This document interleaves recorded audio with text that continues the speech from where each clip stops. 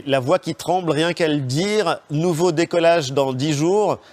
Dans quel état d'esprit êtes-vous ?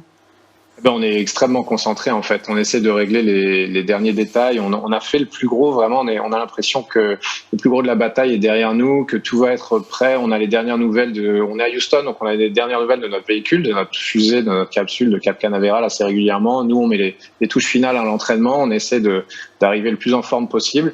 Et puis en bonne santé aussi. On est en quarantaine médicale. Il ne s'agirait pas d'attraper évidemment, je vais le dire tout de suite, la Covid avant d'aller dans la station spatiale. Ce serait pas une bonne idée. Alors oui, on est en train de se préparer, hein, effectivement, on est en train de regarder les derniers préparatifs du voyage, des vacances en fait, si vous voulez. Là, toutes les vidéos, la majorité ont déjà été faites, elles sont prêtes, il n'y a pas de problème. On essaiera d'en envoyer une ou deux par semaine ou par mois pour faire croire aux nounours qu'on est dans l'espace. Mais en réalité, bon là j'ai essayé de contacter les Cohn Bendit, Jack Land et tous leurs petits copains, parce qu'en fait cet été, nous on a l'intention de partir sur une île, celle d'Epstein par exemple, qui vient de se libérer. On va passer des super vacances avec tous les ministres pédophiles et la franc-maçonnerie, et pendant que les nounours nous regarderont un petit peu les vidéos qu'on leur a préparées pendant ces dernières années là, ces 2-3 années précédentes. Eh ben, personne ne se doutera de rien. Donc comme ça, nous, avec les copains de la franc-maçonnerie et tout le reste, on va sur l'île d'Epstein qui est donc libérée là, et on va pouvoir passer des vacances super sympas sans que personne ne s'en rende compte. Voilà, il y a vraiment aucun problème. C'est vraiment une parenthèse en fait, parce que tout est tellement différent en fait. L'environnement est différent, la manière dont on se meut est différente, même les vêtements sont différents, parce que c'est pas des choses que je porte normalement, mais qui vont m'attendre là-haut, qui ont été envoyés pour moi. Les gens sont différents, tout est différent. Les mecs, ils ont des boucles d'oreilles partout, des cheveux bizarres. Des tatouages un peu bizarres. Ouais, c'est un peu bizarre ici. Et du coup, c'est vraiment une espèce de parenthèse. Et même le cerveau a du mal à accrocher, en fait. Heureusement que j'ai pris beaucoup de photos parce que finalement, j'arrive pas à avoir tant de souvenirs que ça. J'ai l'impression que c'est un peu une journée qui se répète indéfiniment vu que l'environnement est le même, les gens sont les mêmes. Donc voilà, c'est cette parenthèse un peu bizarre qui arrive pas souvent dans la vie, mais qui permet aussi, je sais pas, de prendre un petit peu de recul et puis de réfléchir un peu. Ah bah oui, c'est sûr, ça fait réfléchir, hein. Un environnement comme ça, tout vert, avec toujours les mêmes techniciens, un peu partout. Ouais, c'est un environnement qui est pas très très intéressant. C'est vrai qu'à la longue, c'est vrai que c'est un peu chiant. Ouais, c'est tout vert, il n'y a rien de super intéressant, mais bon, tant que les nounours, ils ont le spectacle qu'ils demandent, que demander de plus? Ah bah ouais, franchement. C'est génial. Dites-nous comment ça va. Vous êtes où là exactement ? Eh bien, comme vous pouvez le voir, là je suis dans une ferme et je suis en train de traire des chèvres. Ça fait quasiment 2 mois, Thomas, que vous tournez environ 400-450 km au-dessus de nos têtes. La vie en coloc avec vos 5 colocataires astronautes, ça se passe bien ?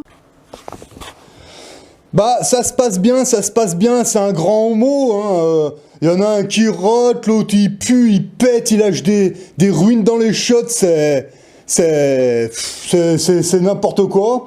On peut même pas faire aérer, ça schlingue. Le shot, personne ne veut le vider. Les poubelles sont stockées dans un coin, personne ne veut s'en occuper.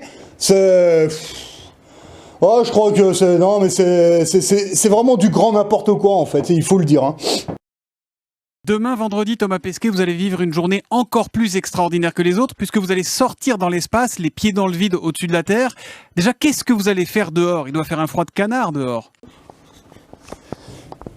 Bon, alors déjà, il faut savoir que moi, ça fait un petit moment que je leur casse les couilles, que je leur demande d'ouvrir une fenêtre ou un hublot ou un sas, en fait, parce que juste pour faire aérer, parce qu'il faut savoir qu'avec la transpiration, le chiotte, les poubelles stockées, mais c'est une infection, ça pue. Donc moi, je les fais chier depuis un petit moment, depuis que je suis arrivé pour faire aérer, ils veulent pas. Donc là, il se trouve que, comme ils vont faire une sortie extra-véhiculaire, je me suis dit, tiens, c'est peut-être l'occasion d'aller prendre l'air, parce que moi, je les supporte même plus. Voilà.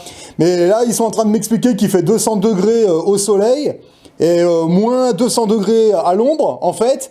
Et... bon, maintenant, moi, ce qui m'intéresse, c'est, putain, les joints qu'ils ont mis au hublot, le blindage, l'isolation de la station, moi, je me pose pas beaucoup de questions, parce que s'il fait 200 degrés au soleil et moins 200 degrés à l'ombre, J'aimerais bien savoir qu'ils m'expliquent comment ils font pour maintenir une température à peu près normale en permanence. Ce serait bien que les gens connaissent aussi la solution, ne serait-ce que pour chauffer l'hiver et puis refroidir l'été. Parce que là, on a quand même une station on a bonne température, il fait bon, là, il fait 23, 24 degrés, mais tout le temps. Alors que dehors, il fait 200 degrés et moins 200 degrés toutes les 2-3 heures. Donc déjà, au niveau écologie, ce serait bien, quoi. On dit souvent que la sortie dans l'espace, c'est le Graal des astronautes. Vous serez le 4e Français seulement à avoir la chance de vivre ça. En quoi c'est magique pour vous? En fait, c'est pas que c'est magique, c'est juste super. Parce qu'en fait, vous voyez, on prépare nos vidéos là comme ça à l'avance, voilà.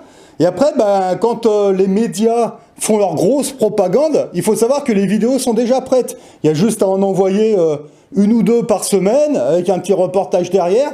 Et pendant ce temps-là, nous, on est sur notre île, on part en vacances et puis on sirote des cocktails et tout. Et puis avec la franc-maçonnerie et le reste, c'est l'occasion pour nous de se reposer. Voilà, tout en prenant un maximum de fric et puis en discutant un petit peu avec la franc-maçonnerie et le reste, voilà. Mais c'est juste du business, hein, tout ça, faut pas croire. Hein.